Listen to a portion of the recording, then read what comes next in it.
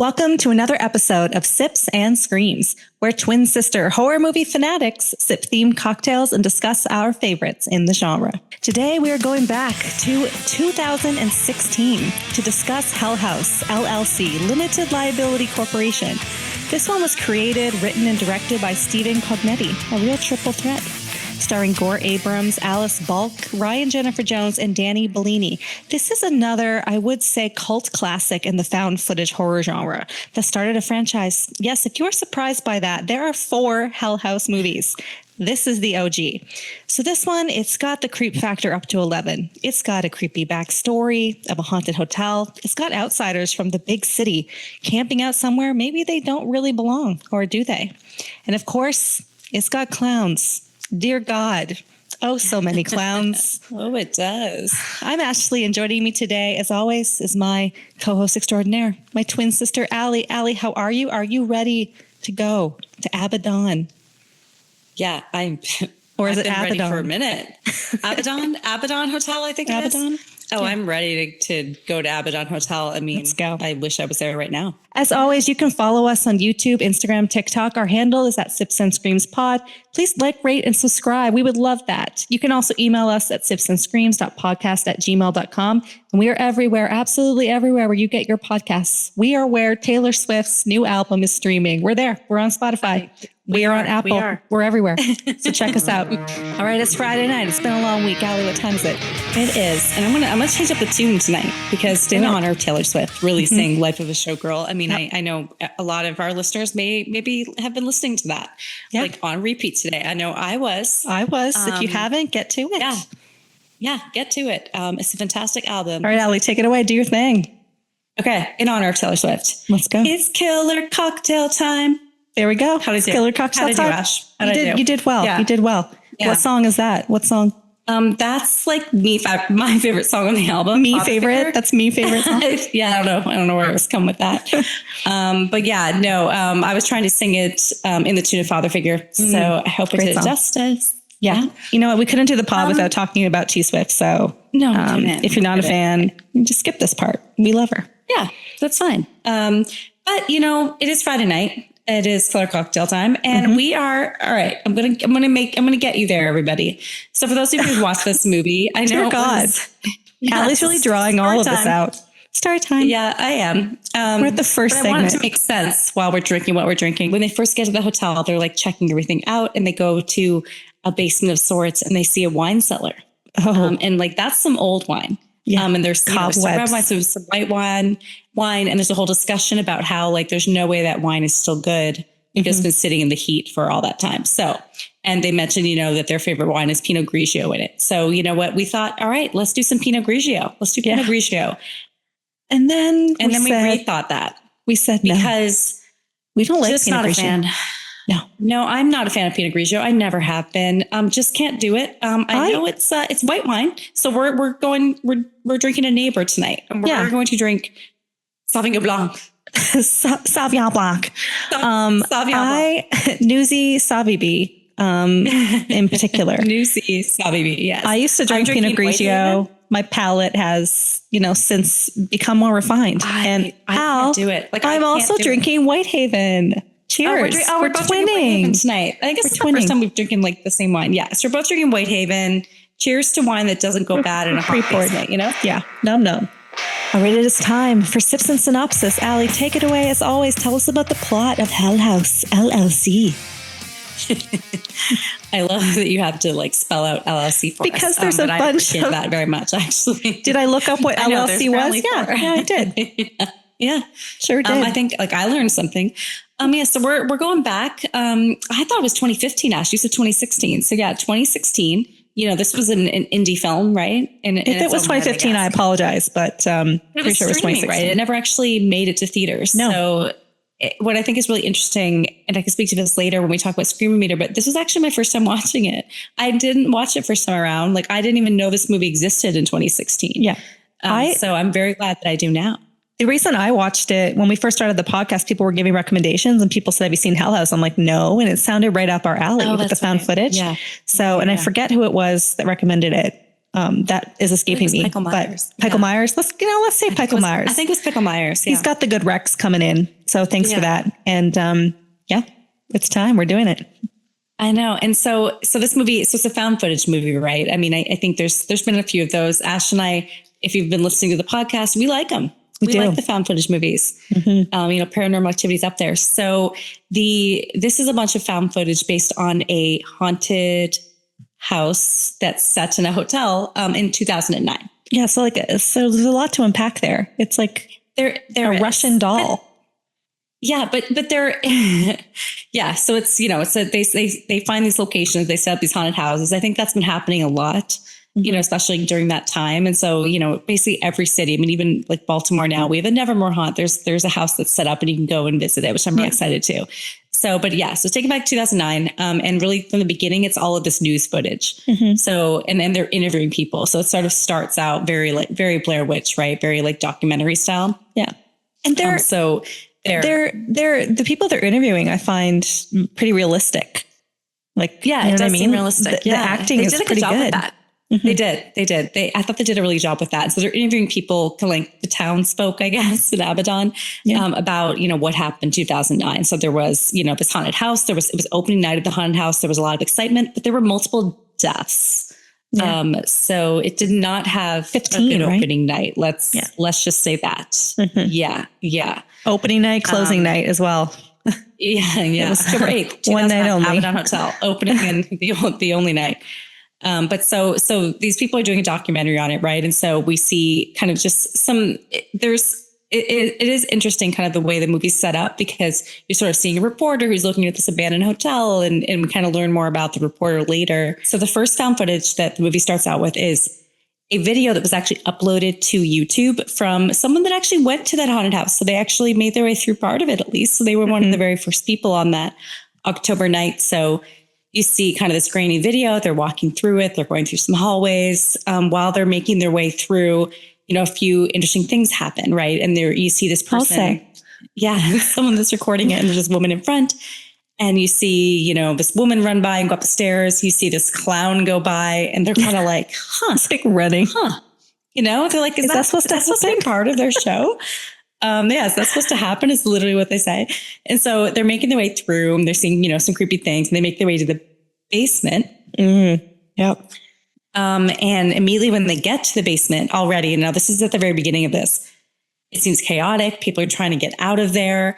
Outside cops are already arriving. And so this video just shows a lot of chaos and doesn't give a lot of answers. And so watching it, like everyone's really scared and like screaming and running out. I would actually be more scared of like the claustrophobia. You know what I mean? Oh, and everyone's like running trampled up on or something. Yeah. It's like a lot of people in very narrow hallways. Yeah, it was. Yeah, this is an old house, narrow hallways, not open concept, No. But it's interesting. So again, the movie uses a lot of, it uses some found footage, some tapes that the crew records, some things that are uploaded online, and then news footage. So now it cuts to the news footage, and bodies are just being taken out of this house. Yeah. So things didn't go well. They're blaming it on a severe malfunction. There's not a lot of answers, and the people that are being interviewed are sort of speaking to this, right? And there's still like a line in the video anyhow, like there's still like a line of people waiting to get in, right? They're like watching these body bags. But they think, but imagine part of the show, something like that, right? You think it's part of the show. Exactly. You're like, oh man, like this is legit. Like, let me in. Yeah. I'm next. But the people that are interviewing, they mentioned there's not a lot of answers. Some photographer does get in and takes pictures, and then these are somehow released to the public. And so this photographer, the pictures, there's a lot of blood. There's a lot of blood on the floor. There were handprints of blood on the wall. They even go in they go to the basement. The basement door has been like blown off its hinges. There's handprints on the stairs of the basement on the wall. Things don't look good. Am I intrigued? Absolutely. Yeah. Like, what the hell happened in Hell House? Was this a successful haunted house? Yeah. Maybe. Yeah. Right. We don't know yet. Yeah. But it's a real long game they're playing here. Yeah, it is. But it cuts to now the documentarians, right? So these reporters, I guess, are, making this documentary. And you know what? Like they found one of the crew members, Sarah, has come out of the woodwork a few years later. Yeah. A few years later. No one has heard from her since the Hell House events. It was years later. Years? I think it was like years later. A few weeks. I thought it was years later. Years later. Geez. I'm pretty sure it was years later, Ash. Okay. Yeah. No, you're right. It was years. At least several months. And so so she's agreed to be interviewed. So it kind of looks like a police station that you're getting interviewed at, but I guess it's at a hotel. So since it happened, and she's been a part of the Hell House crew. So there was a group of friends who ran these Hell Houses. And since this event happened, she's been staying with her family, I guess. She looks really out of it and distraught. Yeah. She looks disheveled. I think time, with what happened hasn't been that good to her. Mm-hmm. But yeah, she's willingly having this interview, speaking to them about it. And, even says that, if people knew what really went on, it would have been hard for them to deal with because the public has not gotten a lot of answers exactly, what went on in the house that night. Mm-hmm. But does she have more than just answers? She does. She's like, I'm going to share everything. And not just her speaking. She's got some tapes.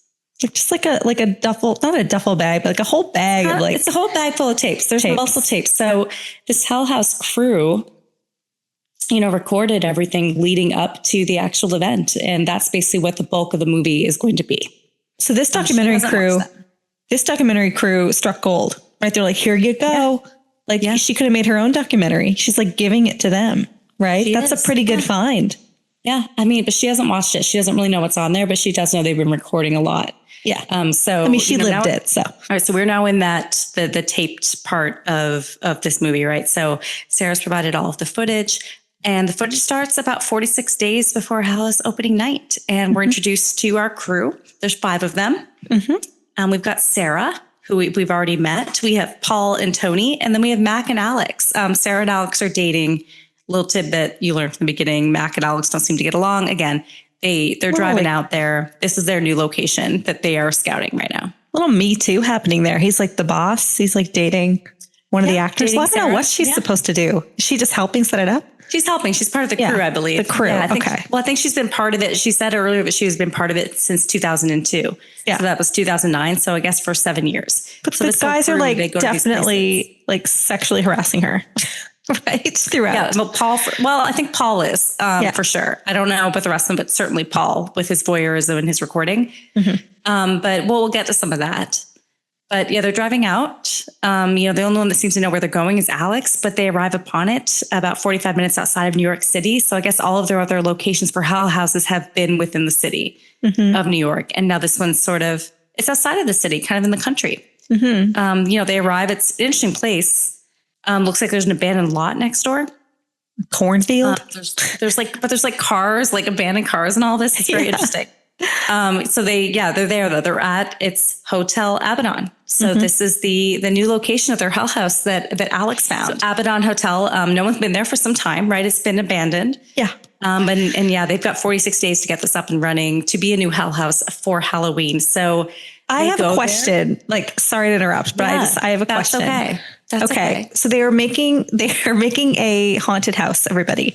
Yeah, and they have 41 days. They go there in August. 48 days. 48. Here is my little bone to pick. I like to pick the bones. Your bones to pick. Okay. Wouldn't it be scary? This thing's abandoned with cobwebs and all this stuff. Wouldn't it be scary just to leave it alone rather than fix it up? They fix it up into a haunted house. It is already scary looking when they go in. It's abandoned. Oh, yeah. It's already creepy, but maybe it's a liability thing, Ash. It could be. I'm just saying, when they first go in, I'm like, this looks pretty good. Let's get people in here. Let's get people in here tomorrow. We don't even know what's down that hallway or in that basement, but let's do it. Yeah. They're spending, what's the revenue here? How much money are they getting per ticket? They're spending 40 days. $50 a ticket. I think $50 a ticket. I think you can charge a lot for that. Absolutely. Okay. If it's an immersive experience, 100%. Okay. And wonder what their salary is. Yeah, I think they take a cut, Ash. I don't think they're getting paid like a salary. I bet they take a cut of what Hell House makes. Okay, all right. Sorry, it's a seasonal job. You know what I mean? Yeah, I know it's just Halloween. It's August, September, October, and then they're out. Yeah.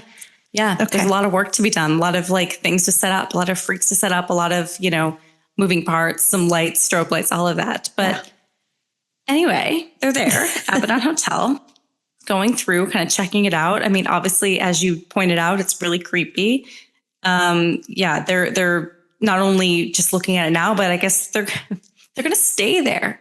So they just sleep there in this abandoned hotel. Like, how does it even have electricity? Like, does it? I guess they get that set up. Would you stay there? Like, you do not have to stay there. What? There's clearly another hotel because they interview her at this other hotel nearby. Yeah. They could Airbnb or something. Yeah. But there's other reasons, I guess, as to why they're staying there. Sure. But from the jump, we don't know that. From the jump, we don't know that. But yeah, so they're checking out, they're trying to get it set up. So kind of a lot of this footage, right, leading up to opening night is them getting set up. And so they set up cameras in all the rooms. Yeah. But yeah, guess where the camera doesn't work? The basement? Doesn't work in the basement. The one place you need it? Yeah. So they have all these cameras, right? So they can watch like people as they come through, but it doesn't work in the basement. And so their solution to this is that because they have these grand plans that they're going to have this woman in the basement who's chained up. And they're going to have these clowns there as well. And one of the clowns will actually be acting almost as like a bouncer. So this is their plan, right? Yeah. He's going to have the keys. Dear God. And we'll talk about that when we talk about the basement, but he'll have these keys. And so he can free her if something happens. So, actors are starting to arrive. They're going to have some people playing these various different characters. And it's sort of cutting in between that. So one of the things I do want to talk about now is, so for the good portion, the last maybe 20 minutes or so, right? It's all that found footage. And then in between, it sort of cuts to some of the news footage. Yeah. And this is an important one to talk about because it cuts to news footage of the first responders and what they saw. And so remember this, everybody, for when we talk about the ending. Clock it. Because at the time I didn't when I watched it. But the first responders say that the first person that they came upon, the first dead body that they came upon when they came through the door was someone who had slit their own throat, right? So someone had killed themselves right by the front door. And not just that, person that had cut their own throat, but we also learned that Joey, one of the actors who plays one of the clowns in the basement, the same person who was running out at the Mr. Eyeball. Can we call him Mr. Eyeball? Oh God, Mr. Eyeball. It's so gross. It's so disturbing. I have that written down. So disturbing. His trick. It was disgusting. He can get his eyeball out of its socket. It's really gross. Yeah. That 9 days after he survived the opening night, but 9 days later, he actually hung himself. So yeah, even if you survived Hell House, you didn't make out too well on the other side. So now we jump back to the found footage, right, that the crew was taping before opening night. And we learn about the rumors about the place and the fact that, why it was abandoned and that it's 20 years after it closed. The owner, Andrew Tully. So he had bought this property and it's this local ghost story. So the name of the town that Abaddon Hotel is actually in is the name of a demon who guards the gateway to hell. Yes. Hell. Abaddon, I guess. Yes. House. It's a little on the nose. It is a little. And chicken or the egg, Andrew Tully's chicken or the egg. This Abaddon Hotel. And some of the guests have disappeared, I guess. There was a woman and her child, and they disappeared. But Andrew Tully was able to produce records, I guess, that they didn't disappear, that they had checked out as per normal. Yeah. Business as usual at the Abaddon. Yeah. But, there were still questions about this. It was really killing the business as you would assume it would, right? With guests disappearing. And a little bit. Andrew Tully hung himself and they show a picture. So he hung himself in 1989. We are now 20 years later. It's been abandoned since then. And they are trying to make it the next Hell House. You couldn't have found a better place to have a haunted house. I mean, that's quite the backstory. Fair, the history of that. Yeah, it's good. If you were going to, if you had a menu of what you would select, you would select these things, right? Like creepy older man. Yeah. Kills people, hangs himself. Great. Let's go. And they have a video of it. They show a picture of it. So I guess it's like the cops arrived. There's a picture of it. But still pictures are creepy. Yeah, they're great in this movie. And so, we cut back to Paul, who's been recording. So most of the time, it's been one of the crew members, Paul, who's been doing a lot of the recordings. And so sometimes he wakes up at night, he records when he wakes up. And so, a bunch of things kind of are happening in this house. Like weird things are happening. So they're still working on the house. It seems like they're not alone. In this hotel. Yeah, it does. It seems like there's strange noises. Right. So they go to investigate it and kind of at the beginning, they sort of let it go. They're like, oh, okay. But, they'll hear something. They all heard a sound. They're like, oh, no, it's just a soundboard. It's just like an artifact. Right. And then they start to see clowns move and things like that. Right. And there's a clown at the top of the stairs that Paul, he's going through and he sees a clown at the top of the stairs and it moves his head and like he freaks out, rightfully so. Like, bravo, Paul, because I would freak out too.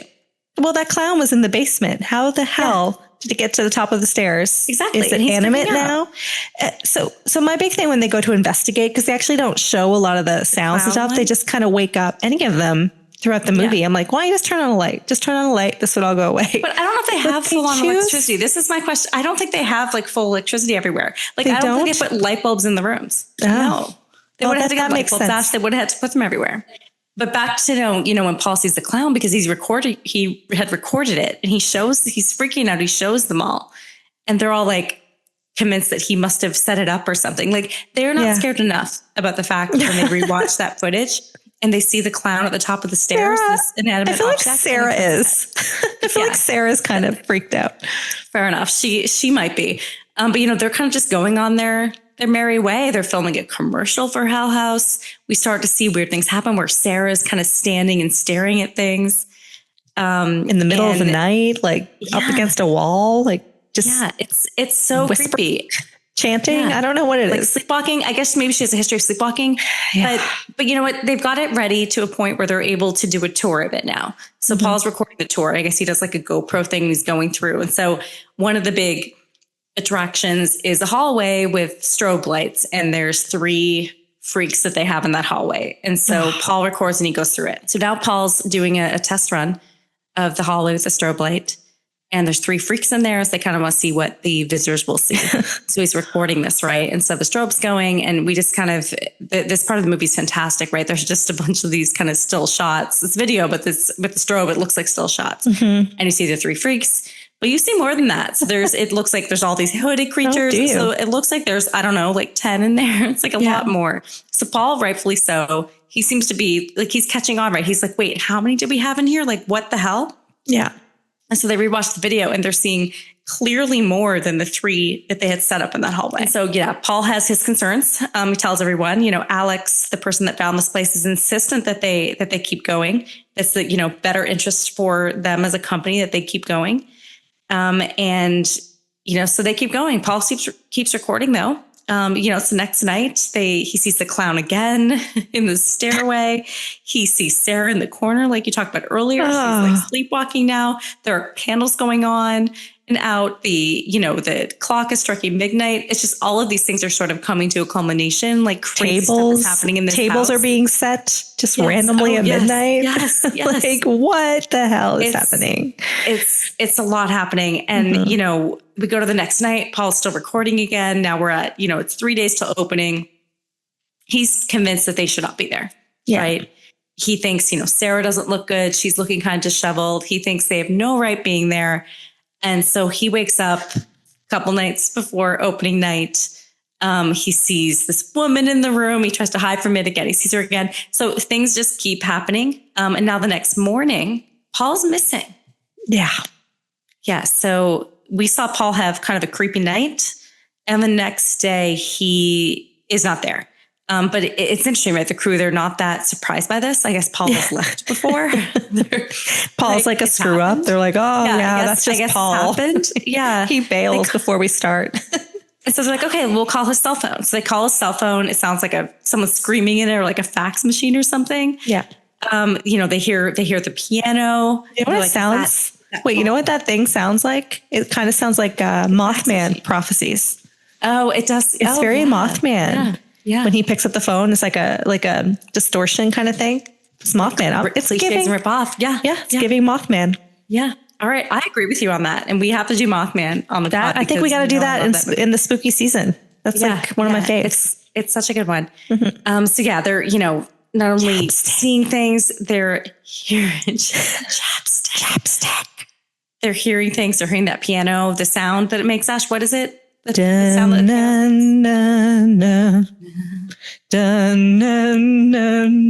I will say, it sounds almost like a church or something, like what you would hear an organ play. I've watched all of them. Like, I'm obsessed with this franchise, and they really underuse the song in the first one. And dear God, do they overuse it in the rest?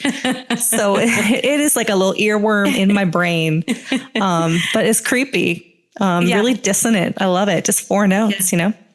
Oh, that is so great. They're, I mean, obviously trying to capture some of that Halloween magic. Absolutely. I think it goes head to head with, well, no. Okay, I can't say. I can't even finish that sentence. No, it's not don't, like you take that back. Okay, Don't even finish it. Oh, I was going to say embarrass like yourself. Yeah, it's true. Like Halloween, but no, it's not even close. I take it back. I won't even finish it. No, but it is good. It's a good use of like this from the podcast. So the music, you know, they're hearing that sound. They're like, where is it coming from? Like, is that Paul? So they end up down in the basement. Mac and Tony are in the basement. The clowns are down there, you know, they had set up, and Tony sees the clowns move again. So stuff's happening in the basement. Clowns are moving, but they find Paul. Where is he? They find him. He's slumped up against the wall in the basement. I'm laughing, he's like asleep. It looks like he's like sleepwalking. He's in the basement. It seems like he doesn't know where he is. But, you know, at this point, even now, Tony's convinced. He's convinced that they should shut this down. He's like, why are those clowns? Like, how does their head turn? That's the last straw. Objects. Yeah, that's it. Everything else that has happened up to this point, Tony was okay with. Mm-hmm. But seeing that clown's head turn on its own when there's no swivel there. Can't do that. No. That was it for him. That was it. Tony's like, I've had enough. He quits. He goes out into the field. Mac chases him. And then this is an interesting part of the movie. And perhaps they get into this in the sequels. But as you know, I've only seen this one. Right. So all I know at this point is that Mac tells Tony something that they cannot leave. Yeah. So something to do with Alex, something to do with why they're there. But they can't leave. So Tony and Mac decide to stay. So this actually, I've seen them all. They do not get into that specific. This is kind of like an unanswered question. They don't share in LLC though. No, I think it's just a money thing. Listeners chime in, but I think it was just like he got into really, maybe they do actually talk about it in the second one. I read some things about it. So, but I'm curious. Let's talk about it when we like later, but because I read some things about it, but I know they don't go into it in LLC. No, and I think it's just like a money thing. Like he's in deep debt or something. So he has to do this because apparently they're charging $50 a head. So he's going to make some money. I don't back. know if it's 50. That's my guess. But no, you said 50. It's 50. You're holding me to that. Back in 20. I would pay 50. I would pay 50, I guess is my point. Like, but I would pay like a good amount of money to go into a haunted house. So this is a high quality haunted house. Yeah.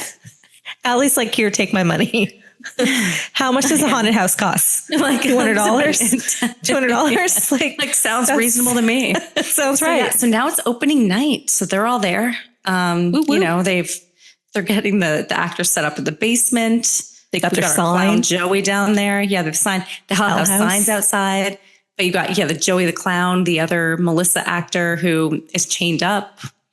She's in the basement. And then they're checking a video out in the walkie-talkies. I have it's not a bone to pick per se, but it's her chained up like why does she actually have to be chained? Yeah, why does she have to be chained? Like I don't know. Her arms are up. The keys too, and then they're like, and then they cut her dress. Like it's so like she's supposed to be like a Paul sexual wanted her thing to be topless. Yeah. And so, do you remember all of that talk at the beginning? So I guess this was some sort of compromise. But she's just like, okay, cool. Like that would hurt. Yeah. You're just hanging there. You're cold in the basement. You're exposed. I don't know about that. Like, what is she getting paid? Like, for real? Like, she's like, don't know. At $50 a head, maybe it's a good amount. I'm not sure, Ash. But, you know, she's got her protector down there, Joey the clown. But, you know, already they're starting to see, like, there were no major technical issues, but it does seem like the walkie-talkies aren't working very well. And as we know, the video does not work in the basement. I feel like the walkie-talkies, so this was what, 2016 was the movie. The actual documentary was like, the footage was supposed to be 2009. Like we've moved beyond walkie-talkies. You could have like earpieces at that point. Yeah, like, I agree, Josh. Maybe, cheaped out completely. Yeah, I think so too. But, you know, we're at opening night now. And so it cuts to some of that other footage we saw at the very beginning of the movie, right? With that YouTube video.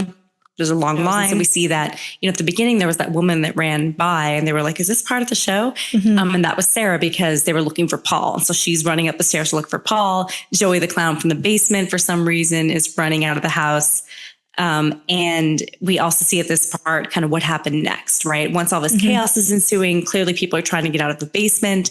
We see that, you know, one of the exit door closes shut as they're trying to get out. They're trying to save like people in the basement. But again, this isn't an easy task, right? Things are not going well. So a bunch of them go up to the attic, right? Sarah goes up to the attic. Alex is up there. So they're up in the attic and Alex just hangs himself in the attic. Yeah. Very skeleton key. Hangs himself. Yeah, it's very skeleton key. He hangs himself in the attic and then all of a sudden we see all these hooded creatures. So he's not alone up there. No. And so Sarah's kind of recounting, to the reporter who's doing the documentary that she came down from the attic, after Alex hanged himself and the police were arriving and that nothing happened in between going to the attic and leaving the front door. And the reporter smartly asked that question, right? She's like, so you were able to just leave the attic, get out that front door and nothing happened? And Sarah said no. But she wants to take a break though from the interview at this point. Yeah. Yeah. So she needs a break. Sarah, they've been chatting for a while. She lets them know that they can find her again for more of the interview. She's staying in room 2C, right? They're at a hotel doing the interview. She's staying in room 2C. Yeah, makes sense. But before she leaves, she does tell them, she's like, have you tried to go inside the house? And they were like, well, no, it's all boarded up. And she was like, you really should try to get in there. Just kind of see it for yourself, right? See it for yourself, see what's going on. So now that reporter is intrigued. Right. So she's like, yeah, we're going. We're going, chomping at the bit. Yeah, she's she like, really yeah, is. okay. She's encouraged. And as they leave, so before they go, right, they're leaving and they say that, they want to leave a message for Sarah staying in 2C of the hotel that they've been interviewing her at. And the people at the front desk clearly tell them that there is no room 2C at this hotel. Not this hotel. Yeah, not that one.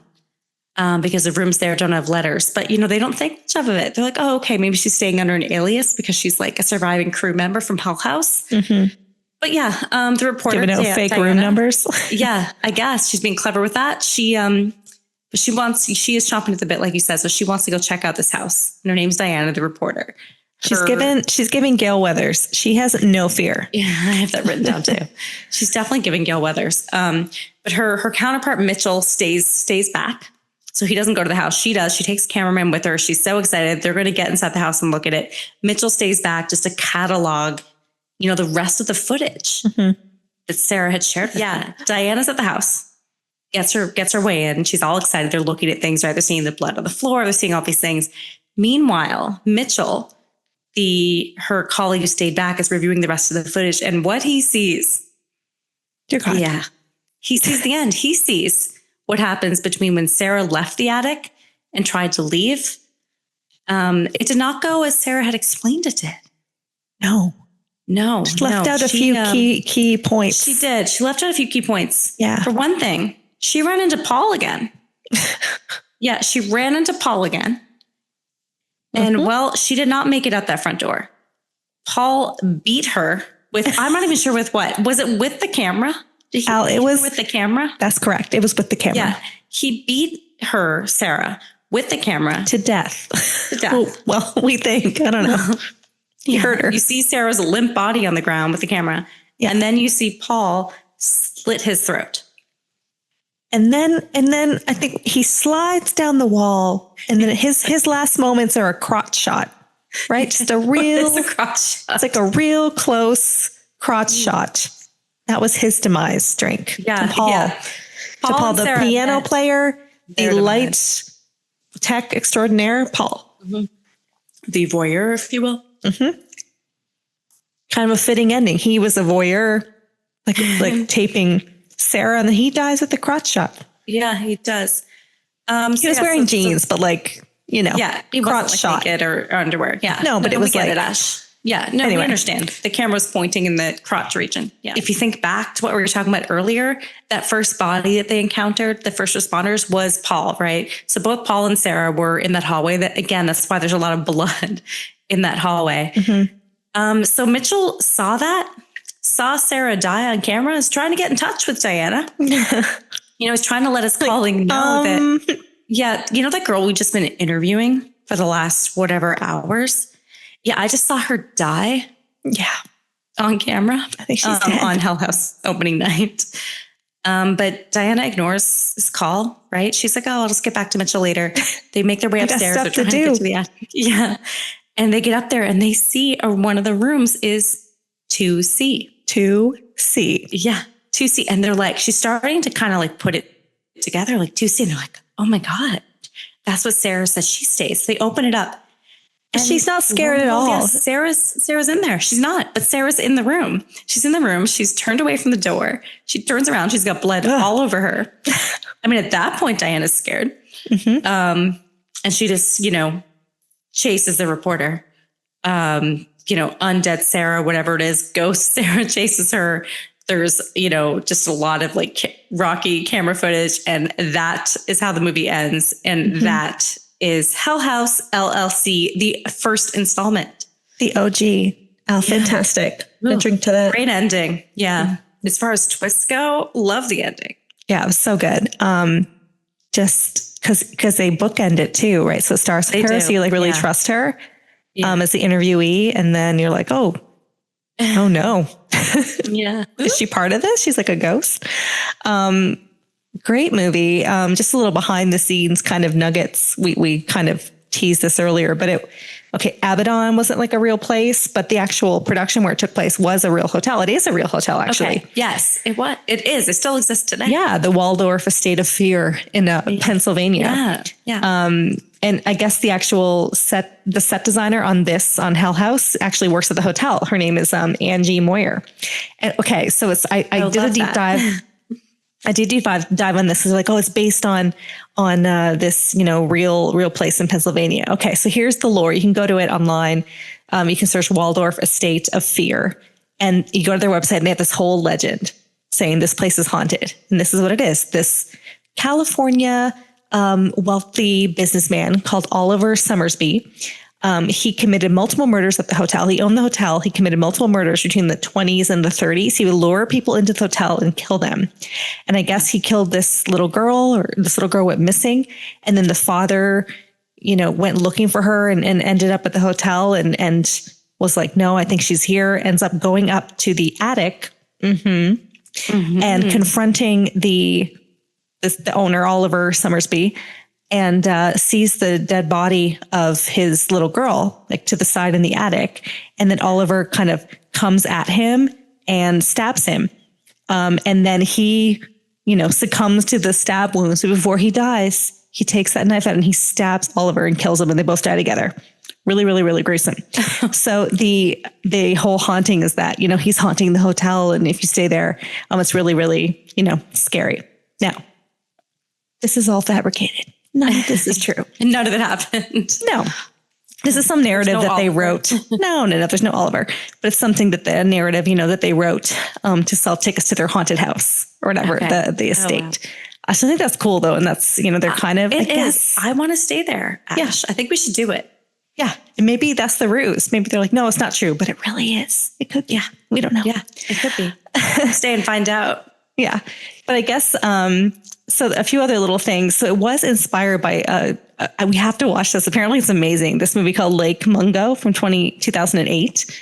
I guess, the writer and the director, Cognetti, it was a faux horror documentary set in Australia about this grieving family. And they were trying to deal with their daughter that drowned. And I guess he kind of liked how they showed that, but the found footage would show the jump scares. And that's how he said he got the inspiration from. So Lake Mungo, I think we need to check that out. Oh, let's do that. Let's add that to the list. Yeah. And it was a haunting, of a family home. And that he said that inspired the movie. So Danny Bellini, I loved him in it. He was great. Yeah, so did I. He was great. When he was in they filmed the thing when he was in the strobe room or whatever, the strobe lights with he runs out. You skipped the synopsis. He runs out and vomits, right? He runs out of the hotel because they were doing all of this during the day. So it's very scary in the hotel. It's dark, but then he runs out. It's they're just, it's a day at work and he vomits. That was not scripted. That was real. Oh, the strobe light made him vomit? Yeah. The strobe light made him vomit.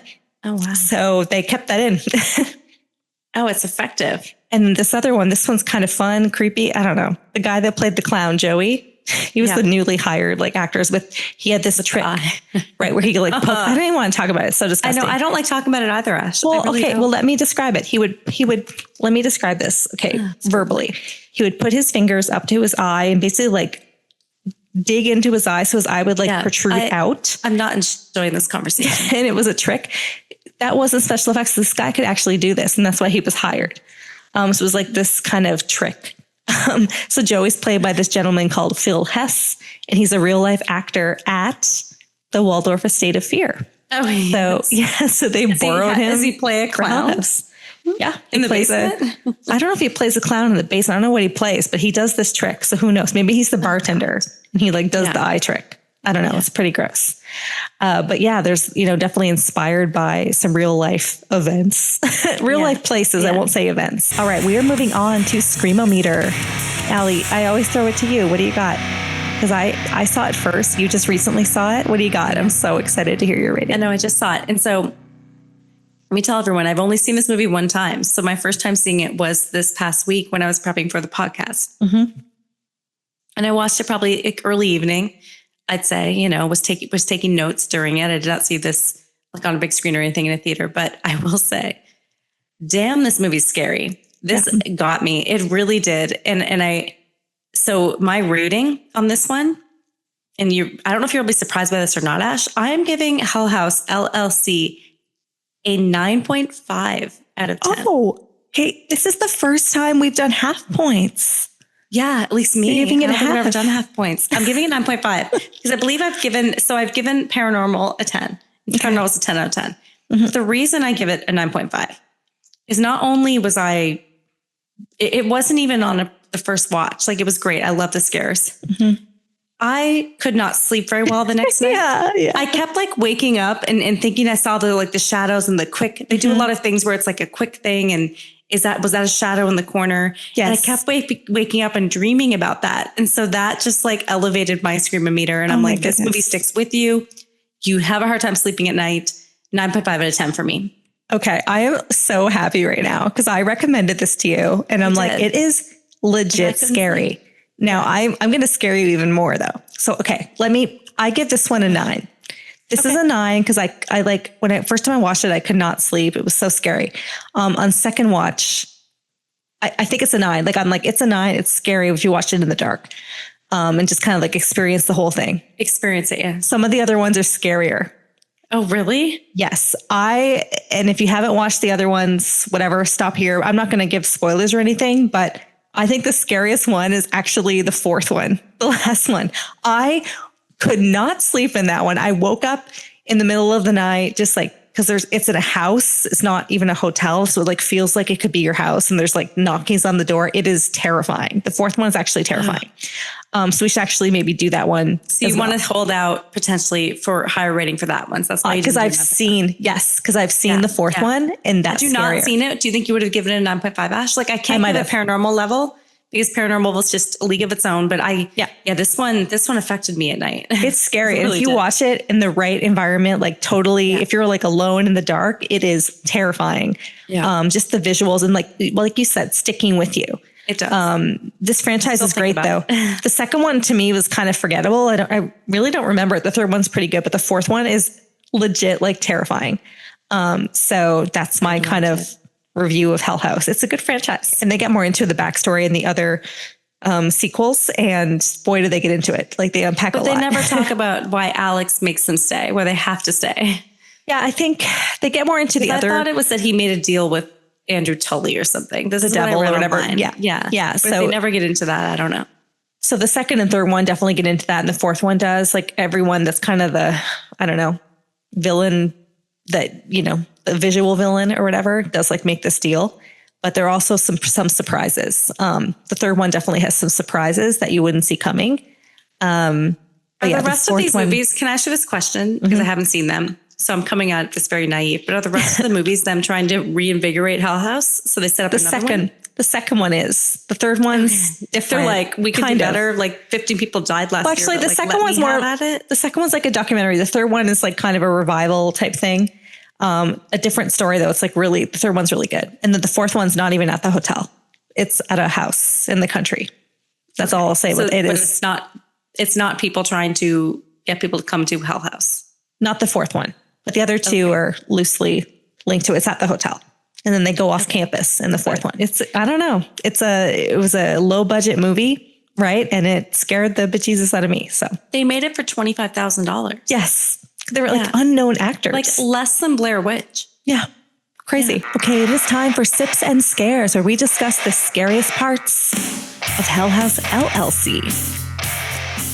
You gave it a 9.5. I feel like it's all scares. Okay. A lot of it was. Jump in. Well, I have jump a whole in. list. Let's go through. Okay. Let me say though, there's a lot of, the scares that everyone would talk about. What I think one of the scariest parts of this movie were the things that you would just see for a second and you're like, wait, was that something and I only saw it that one time, but I'm pretty sure that in a lot of the scenes, you were seeing shadows, you were seeing things in the corner, you were seeing like right throughout the whole movie. And so that was really scary. And that's what kept me up at night. I feel like I kept seeing those things as I'm dreaming.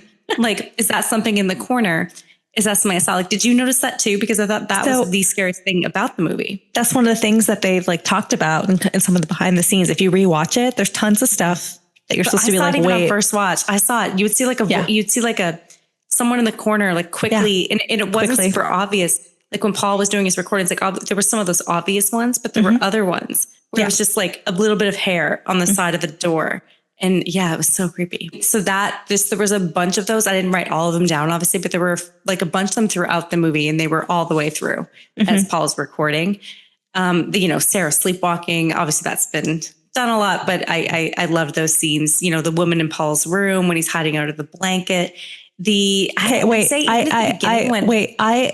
Sorry, that was my number one scare. Okay, I need to talk about this. Yeah. So Paul. Yeah, let's elaborate. So they're sleeping at this goddamn hotel, right? Because apparently, they have to. Which Paul likes to record when he wakes up at night. He likes to, and he's sleeping in this dark room, and his door is wide open. By the way, and there's just some red, orange light just kind of emanating through. You leave your door open? I would. If there was a red light, I don't know. The red light was very creepy. And then the first time he wakes up, he just, you're seeing it, and I love it because it's framed on him, but you can see it in the background. You're like, I'm looking at that red light, like something's going to come in there, and it doesn't always. It's almost like, it's like gambling. It's like, you don't get it every time, right? Every so often you get one, so it hooks you. And, so just at some point you see a shadow come in. It looks like Sarah, right? Like someone, all of a sudden a woman's in the room. He's like, Sarah?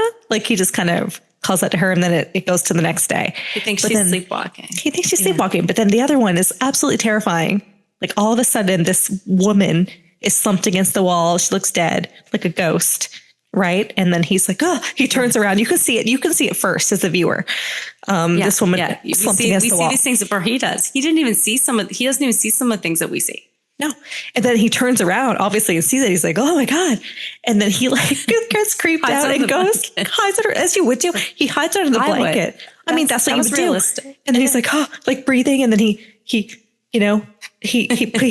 pulls the blanket down. She's a little closer, and then he goes back up. He's like, oh, I'm just mashing it. And then he pulls it down again, and she's right there. Right there. She's right there. That's in the trailer, actually. Yeah. Come on. That was the scariest part for me. That was the scariest. I have that too. I have it literally written down. The woman in Paul's room is the best. Ash, I completely agree with you. But I think there were some other ones too. Even the beginning with the clown running by and Sarah running by when you didn't know what was happening. That was really that would be just in the moment. Imagine that happening. That was very scary. The piano music, every time, obviously. The clown moved. Every time the clown moved, very creepy. Because it was done in a subtle way. They did a really good job with this, right? It wasn't obvious. They didn't have the crazy jumps. They didn't have the loud music and the jump scares, which I loved because it was found footage. It was just like a scene. You would see it. So I love that about it. And I will say this, the first one, yes, you get a little tired of the clown stuff if you watched all four, because it's spoiler, you get that same clown and that clown has a backstory. You learn all about it. You do see that clown, although I still need to know the clown's backstory, Ash. So I feel like it's going to make it less scary. He doesn't need to have a backstory to me. The fourth one's really scary, I'm telling you. But yeah, the clown, the inanimate object just kind of moving is definitely really creepy. I agree with you with the background shot. Some of the still photos that they show, Tully hanging. Yeah. Right. Yeah, Tully hanging is good. Even just the basement shots at the beginning, looking down the basement, and it's just the basement, and it stops and it's really still. That is very effective. It is. And then you see just kind of a faint handprint of blood, and everything they see at the beginning too. They see a Bible down there and numbers on the wall, all that stuff sort of adding up too is great. When Paul's going through and seeing all the stuff, and the clock strikes midnight, I think, and all of a sudden the table's set in the dining room. It's really creepy. That was pretty terrifying. And I mean, the end, right when the hooded figures come out of nowhere or out of the Alex basement. is hanging. He kills himself. No, in the basement. So when the hooded figures come out and they kill Melissa, who's the girl like hanging, like in the basement. We don't see her actually die, do we? In it, I'm gonna save that for obviously let's save that for later. We talk about some endings. What we see on the screen is her begging to the audience, being like, "Hey, this isn't part of the show. Like, save me!" Because they come down and these hooded figures come out of the wall, basically, right? And they go up to her, and she's like screaming. We don't see what happens to her, assuming she dies. And I mean, and then the hooded figures start coming toward the audience. I mean, that is absolutely and completely creepy. But they would have thought it was part of it, right? Like that's the thing. And then, okay, I thought when Sarah tells the cops, or not the cops, because, I think it's a cop thing because it looks like a cop room, but they're documentarians. When she tells them like, oh, you should really go see it. Yeah, you should go see the Abaddon Hotel. You're like, something's not right here. That's planting the seed. Yeah. But I didn't know any of that though. I will say once the 2C room, I think when she said that, maybe I was like, okay. Yeah. And it sort of reminded me of some other movies, but I did not know. I was actually surprised by the ending. But when she opens it and sees her like staring against the wall, and turns out like that was creepy. You know, at that point I knew, but I'm saying I thought Sarah was alive. I thought she actually survived it. And I thought she was coming in to be interviewed when I watched it. For the first time the other day. I did too. I'm just talking about scares. I thought the ending was really effective. Okay, it is time for Sip and Tell, where we discuss our personal experiences related to the content. It's Hell House. What do you got? Yeah, I know you have a good one. I do have a good one on this one because I love haunted houses. And when I was living in Southern California, we had this amazing haunted house that what was it? Maybe, I don't know, almost a decade ago at this point. But it was this place called 17th Door. And it was very highly popularized. We were so excited to do it. So the whole thing is you went to this haunted house and there were 17 doors. And so you went into these 17 different rooms. And then when you got to the 17th one, it was going to be crazy. And so me and current husband, a bunch of our friends went. There were probably like 10 of us. We went through this thing. And it was very much like that, right? You go to these were like actual separate rooms. You go to the separate rooms. But one of the rooms, I may have talked about this on the podcast before, but I'm happy to talk about it again. One of the rooms you walk into, and it was a very narrow room with like a little bench on it and this creepy ass clown in the corner. Not like the same type of clown as this. It was like more of a happy clown, like with all the colorful and everything. But he was in the corner. He was like, oh, like come in, you know, and you're like, oh, okay. And there was a bunch of us get into this small room, this narrow room. And there's like, I don't know, maybe like 10 of us, 12 of us in this room. And you're like, what is going on? Like, there's nothing in this room except us and this clown. Oh my God. He's like, come in. And we get in. And then you're like, I'm just looking around, like waiting for, you know, the other shoe to drop. Yeah. And all of a sudden these balls, these like a pinball, like these balls start filling the room. Like, and when I say they fill it, they start filling the room. These like plastic balls, like that you would play with in like a McDonald's playpen or something. Okay. Yeah. Like picture a McDonald's like playpen thing and those plastic balls, and they're in this narrow room, but they start filling the room, and they start filling the room where they're almost like getting up to like our neck. Oh, what? And I'm like, yes. And I'm like freaking out about this. There's this bench. I like jump on the bench. Like it looks like they're going to like completely like envelop us. And we're going to be like stuck in this room with like these balls. It was one of the scariest moments of my life that I've experienced. Oh my God. And it was such a, like, it wasn't an obvious scare that you would think. It was this clown in the corner. He's like laughing as this is happening. I'm freaking out. And so I'm looking around, like everyone else seems like freaked out, but like more okay than me. There's this bench in the room. So I jump up on the bench, because I'm like, well, it's not going to suffocate me. And so they get up, I'm up on the bench, and the balls probably rise to like maybe like my neck. God. And then they all like go away. But like those moments when it's rising and you think that you're going to be suffocated by these balls in that room, like that was one of the scariest moments like I've ever experienced. And so that there were 17 rooms, and a bunch of the other ones had various different themes, but that was the scariest one. Yeah. It was a clown, just balls from like a playpen. And you think they're just going to overcome you in this like tiny room. And it was absolutely terrifying. That is like just hearing you. I remember you told me before, but hearing you, it was so tell scary. The details of it is absolutely scary. It's like terrifying. Yeah. But I'm the only one I think that jumped on the bench. Everyone else is just letting it happen to them. I'm like, I'm going to suffocate. So I think, I would do well in a haunted house. Because I looked around. I'm like, where's my solution? Al, you're final girl energy. Yeah. Thank you, Ash. You're final girl. You totally survive. Yeah. So quick follow-up question on that. Was there a height limit or height minimum? Right? Because like do this, you had to be, I think you had to be 13 years old to do it. And if you were below 18, you had to bring like a parent with you. But what if you were below 5 feet? You know what I mean? Would those balls overcome you? It would have. I think it would have, because I think it got up to my neck. And I was on the I got up on the bench. What? So I was like, and I'm like 5'3". So I was like absolutely terrified. And it happened, like I'm describing it as if it was slow motion. It happened very fast, right? But I see it happening. The clown was giggling. It was absolutely terrifying. Yeah. I wouldn't bring like a little child in, but I don't think children were allowed. There was some like pretty like X-rated like stuff happening in this haunted house. Some adult content. Adult content, yeah. Wow. I am sorry if that happened to you, but like, was the overall experience, did you like how much did you pay for that to be scared out of your mind? I feel like it must have been $50 or something, which is maybe where I came with it, because I was terrified. Was it worth it? 100%. Would I do it again? Absolutely. I would. Well, now you know. Yeah. Now I'll go with you next time. Yeah. At the time I didn't. Thought I was going to suffocate. Would I do it again? Yeah, I would. See, that's really interesting, because that would play on me. Like I'm claustrophobic. Like any of that stuff would be my worst fear. Some of the other stuff I'd be like, but like any like small hallway, the ball thing, like I'm like, that would, like, it was the best room. It was scariest, but the best room. Yeah. Okay. Well, that is quite the sip and tell. How do I follow that up? Yeah. I'll follow it up by having the opposite experience. I have 2 sip and tells.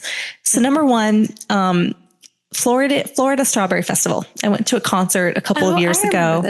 Hailstorm, one of my favorite bands. And where's this one going? Like, let me tell you. So we went to the concert, and it's like a dry festival. So like, did we pregame before? Yeah, we did. And we went to the festival. A dry festival actually is cooler than it sounds, because it's really clean. Like there's no, no spilled alcohol, and no one's like vomiting anywhere. Anyway, so we went to this amphitheater and watched the concert, and then we had time to kill afterwards because it ended pretty early. And it's a fairground. We're like, oh, let's go on some rides, as you do. We went on like the Ferris wheel, and we went to this one. We got like tickets. Oh, I would not go on the zipper, but they did have that there. They had like a lot of little things. This was like a couple of years ago. And then we go to this one, and it was like a haunted house. It was called, like, it was little, you get in this little cart and you go in the haunted house, and we go up to the guy, the carny guy, the gentleman working the carnival ride. And we said, hey, like, is this scary? He's like, oh yeah, it's like really scary. We're like, oh, sweet. So we get in this little cart, me and my CH. A cart. Yeah, a cart. Like it took you through? Yes, it was a cart. You get in, and there was kids. It was like just the two of you, or you were with other children? It was like, children. That should have been my first clue. There was children, but it was at night, but there was children in the front cart, and we get in, and basically you just go in, and it was just a little like figure 8, and you go around, and there's one jump scare. This thing comes out. It's like, ah, and we're like, what? And then something comes out, and then you come back around the outside, and we're like, and we paid like 4 tickets for that. And like those tickets were cheap. Just $50. That might have been $50. It wasn't $50. It was probably like $15 for like nothing, and we're like, what? And I didn't even have alcohol, right? Because it was a dry festival. So I'm just sitting there like sober, going through this weird haunted house in quotation marks. So mine was the exact opposite of yours. Florida Strawberry Festival. Not scary, but they had some fun rides and some cool bands. I was dead sober during the clown room. You basically weren't allowed to drink, or I mean, obviously they couldn't do anything, but dry haunted house. Yeah, you didn't want to. Like you had to go through in the dark in these rooms. Like you wouldn't want to be drinking. Yeah. But yeah. Okay. So that's my first one. My second one is this. Watching this movie, I felt some feels. Like I felt some things, like I am very much about like nightmare fuel. If I watch something and it keeps me up at night, like that freaks me out. Yeah. And I have this story, this story, and it happened to me, and it's weird. And I don't know. When I was a kid, you were the one that used to sleepwalk. I actually did not sleepwalk. Not that I know of. I was Sarah, guys. Like people would find me in other rooms, and I would, why am I here? Find her in like random rooms, staring up at a light. You're like, okay, you'd have to like. I would ask for like coax her. Okay, but here's my story. And maybe I've conflated it that it like happened to you, but this is my memory. So my memory is this. I wake up in the middle of the night and I'm freezing, and I'm at the top of the basement stairs. We lived in a bungalow. So our room, me and Allie shared a room. We had bunk beds.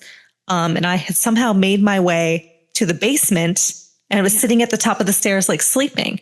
And I wake up and I'm like, where am I? And realized I was at the top of the basement stairs.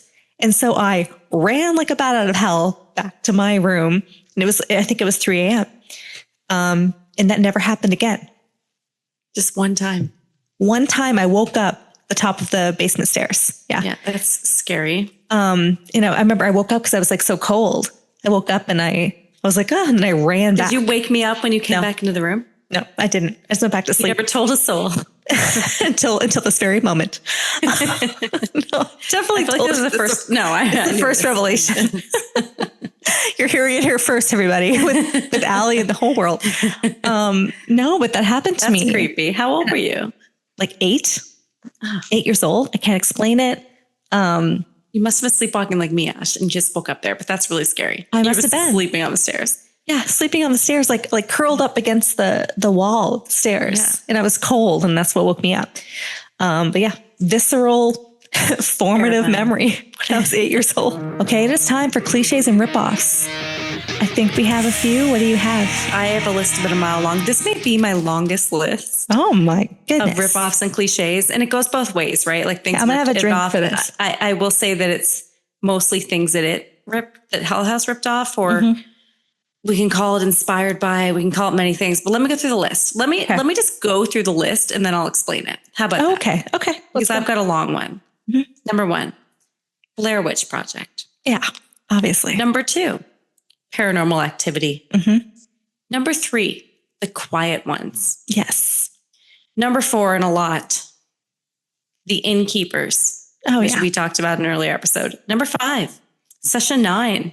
Number 6, and this is fitting, The Sixth Sense. Mm-hmm. Number 7, an oldie, but a goodie, Rosemary's Baby. Oh. And number 8, you already mentioned this earlier, Scream. Mm-hmm. So 8 movies that I think certainly it ripped off or was inspired by. There's a lot of them. And I thought of every single one of them while watching this movie. What are the details? Like what? Yeah. I mean, Blair Witch is pretty obvious with the found footage. And I think the biggest one with Blair Witch, right, is the documentary style where they're interviewing the townsfolk. Yeah. So that was clearly inspired by Blair Witch. Paranormal Activity. Wait. Blair Witch. What do you mean? Like the basement bricks and like where the people are up against the corner? Okay, fine. Like, a lot more than just it was so Blair Witch to me. Yeah. So Blair Witch to me. Yes. Yeah. And it was Blair Witch was in the 90s. And this one came out in 2016. So so clearly inspired by Blair Witch. Paranormal Activity. I will say Sarah, even in a lot of the scenes, kind of looked like Katie. Yes. There were a lot of similarities, right? And that had to have been on purpose, right, Ash? Yeah. I mean, she was like, well, they said like these other movies inspired it, but I'm like, yeah, but Sarah's like basically going crazy. Right. She's like becoming possessed or whatever throughout the whole movie. Yeah. To me, that was like Katie. She was Katie. She was Katie. And she looked like her, and that had to be on purpose. She's in her like pajamas a lot, and that was on purpose. Yeah. The Quiet Ones. Have you seen The Quiet Ones? Yes. It's like the documentary. Yes, I love that one. Exorcism. Yeah. I think a lot of it was very similar to that too. Again, that kind of documentary style, sort of trying to debunk things. It just, a lot of it reminded me of that. The Innkeepers with the backstory, and the Innkeepers came out way before this one. Like, obviously that was a made up story too, but it was in a hotel. The music, there were probably out of all of the movies I named, Innkeepers, it ripped off Innkeepers the most. Absolutely. And Innkeepers actually was more like jovial, kind of fun, the way it filmed everything. Yeah. But the piano, right? They played like the piano song in the Innkeepers, and they did it in similar. Yeah. A better song actually in Hell House for sure. Yeah. So what's the Scream one? Well, can I go through the rest of these first? Yeah, you may. Yeah. Session 9 with Paul being found in the basement. 100%. Yes. Oh my God. That was the scene. I mean, the Session 9 when he was found and like, he was like coma or whatever. He had the lobotomy. Josh Lucas, like 100% when Paul was found. That was the exact same. Yes. The exact same scene. Yeah. Go listen to, that was our 3rd episode. Go listen to Session 9. Episode. Yeah. If you like this, you'll like Session 9. Session 9 might be even better. Yeah, it was so great. And then Sixth Sense when Paul's under the blanket, right? With like the Misha Barton character when Cole's in the tent. Yes. And the things getting closer, like that was very reminiscent. Rosemary's Baby with all the hooded characters and kind of the demonic possession. I mean, 100%. He must, I mean, I don't think a lot of these aren't necessarily ripoffs. Like I think with Rosemary's Baby, that was with the hooded characters and everything. That was 100% like paying homage to a classic. Yeah, I agree. Yeah. And then Scream, Gail Weathers. We used that earlier. Oh, sorry. Gail Weathers. Yes. Gail Weathers. I mean, Diana was Gail Weathers. She was. She had her Kenny, you know, her Kenny who she made come along with her. I mean, 100% Gail Weathers, Scream. Yeah. Definitely. So I know she had the hair and everything. Yeah. She had the hair and everything. Okay. Those are so good. And I agree with all of those. I have a couple of more.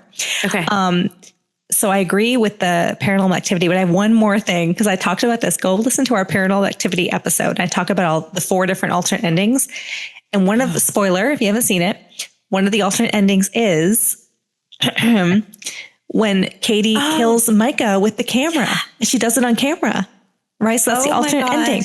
So the alternate ending, or not the alternate ending, the ending that we see. The actual ending. Yeah. Was him killing her with the camera, which is the exact same as Paranormal Activity. I alternate ending. That Ash. Oh, wow. Yeah.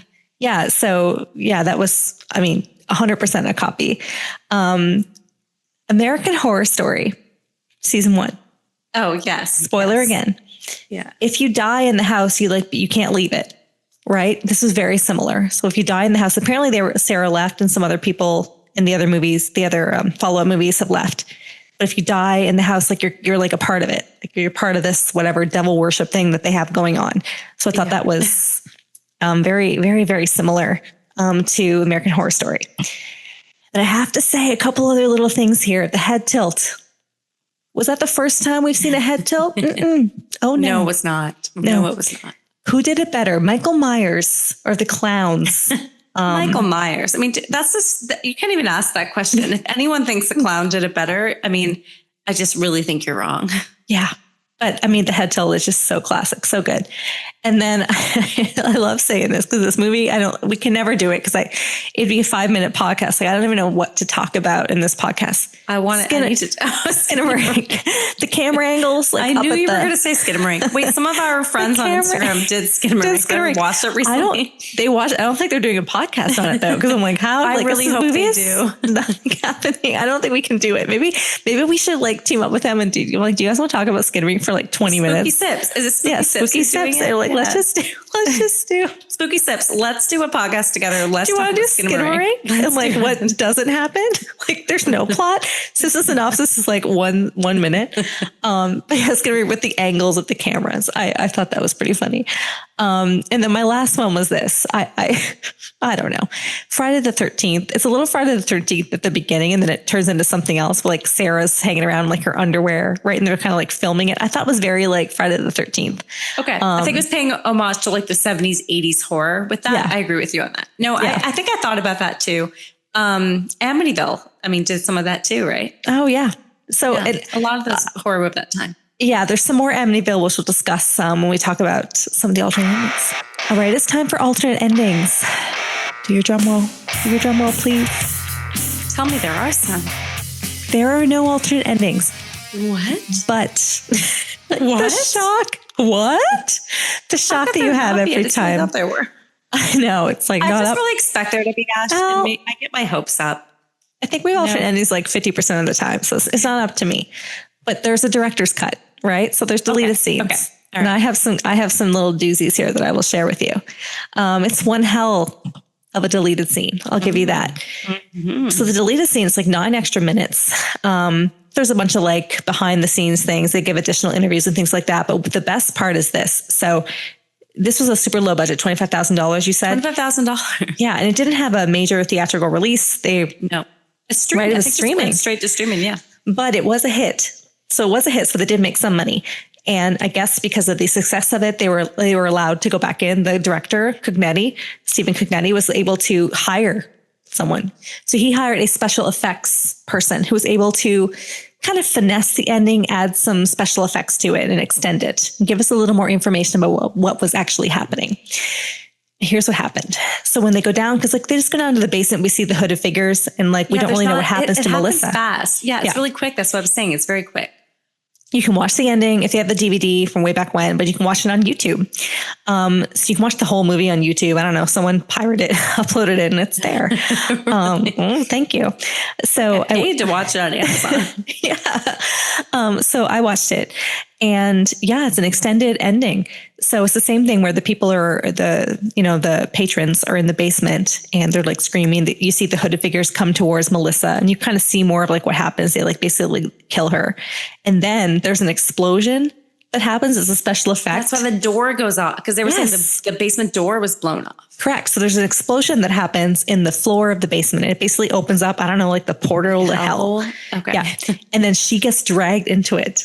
Oh. And there's like this light, and it's a pretty good special effect. It's like a glowing, red, orange kind of light thing. And you hear like almost like a demon growling, and she gets pulled into it. Very poltergeist. So yeah, that's actually the extended kind of ending. And that makes a little more sense, because like they said that some of the bodies they couldn't find, right? They got pulled into the hellhole. So they didn't find Melissa's body. I think they talked about that too. They actually didn't find her body, right? She's in hell. But I have a question for you. What would you prefer more, that ending or the ending we got that was sort of ambiguous? Maybe the ambiguous one, because they had sequels. If they didn't have sequels, I think I would have wanted the director's cut. Yeah, because I left it like you heard the things, right? And you know that people died in it, but it was confusing. You did not know really what happened in the basement. Yeah. And you were sort of kind of left to your own conclusion. So I agree with you on that. But I will say I like definitive endings. These things were, opening up a portal to hell. Like, I don't know about that, It was that may take away for some of the movie, because the rest of it was very like just real, like on VHS, Yeah, so. It was fair. I mean, it was very Amityville, like poltergeist for sure. Yeah. But it was only supposed to be the one movie. So they went back in to do this. Really well. Directors. It did well. So they had all this, and he said like the director, he knew what he wanted to do. He had a really good backstory, right? Like it was pretty rich. Yeah. And then the other scene that's deleted, Sarah dies another way. So she doesn't die by the camera. By getting beat by Paul with the camera? Like Paranormal Activity? No. Paul stabs her. And she kind of slumps against the wall, and then he stabs himself. I like the getting beat by the camera thing, because when you're watching it, the camera's moving and everything. Yeah, I prefer that. It's just like she doesn't. So I guess she gets the one hit. And she doesn't there's no defensive wounds. She just kind of takes it. You and the defensive wounds, yeah. It's her friend. I don't know, coming after her. Like if a camera knocks you over the head, I think you're out, Ash. Yeah, maybe. I don't know. I don't want to ever find out. You know what I mean? All right, it is time for the villain. Allie, who's the villain of this movie? You have some strong opinions. I think you will settle this for us right now. Well, yeah. Okay. Usually I go with some obscure thing. I'm going with the obvious one. When I talk about the villain here, the villain of this movie 100% was Alex. Made them go there, made them stay, even when there were questions to leave. I'd say even though he did meet his demise by hanging himself in the attic. He sure did. He's 100% responsible for everything that happened. Alex is the villain of House LLC. Alex is the villain. Mm-hmm. I gotta go a little bit upstream here. I mean, clearly, they talk about Andrew Tully, right? They explore more of Andrew Tully. They talk more about Andrew Tully he's in all of the sequels, and watch them because it gets really into it. Yeah. This was 2008, right? Or 2009? House was 2000 and give me 1 second. 2009. 2009. Okay. So I think what happened, I think the true villain here is the recession, right? There was a recession in 2008, 2009. They had some money problems. They had to get out. They had to get out of New York City. They had a thing in Brooklyn. They had to go to the country for some reason, right? And they had to make money. And because there was an issue, that's the only thing that he understood, right? The reason why he had to stay was the fact that it was money problems. So I think, if we want to really talk about who the villain was, $50 a head, maybe it was more at that point, but it was a recession. So people were really paying $50. You know what I mean? There was a recession at that time. So to me, I think it was the stock market recession. I think that was really go even further, Ash, the mortgage situation and all the of mortgage that. situation. The Big Short. I mean, they're going to an abandoned hotel. Even the abandoned hotel, they need to make some money, right? So sure, come on in After here. been Like, abandoned for 20 years. yeah, Andrew but Tully they're like, killed himself. yeah, they're like, well, we can make a little bit of money here from this guy coming in. And so let's charge $50, maybe 50 more. bucks a head. Jury's still out on how much they paid to go in there. Yeah. I'm going to say it was a lot. And then my second villain is this. Oh, you have two villains. You said this last time, the curiosity. Is the villain really just like the voyeurism, wanting to know more? If they didn't do a documentary, nobody else would have died. You know what I mean? So it's the curiosity. No one else would have died. Oh, well, clearly Diane, and the rest of the crew died. And there's just more footage to be found, more footage to be put up on YouTube. So was it just like the villain of, wanting to be exposed, wanting to be out there, wanting to be famous? Was that also a villain in this? Life of a showgirl, you know what I mean? Life of a showgirl. We're bookending it with Taylor Swift. Yeah. Because that usually doesn't end well, right? They're like, I want to get myself out there. Yeah, I'll put myself in dangerous situations. And they explore more of this. Maybe I'm biased because I've seen the other films, but they explore a lot more of this in the next films as well. But the other films, they know that happens. So now they want to capitalize. I'm assuming, I haven't seen it, but I'm assuming they want to capitalize on the fact that people died there. Yeah, they do. And they want to, but it's still just like YouTubers and people, influencers and people that want to get their stake on it. Right. So I also think that's kind of the villain, right?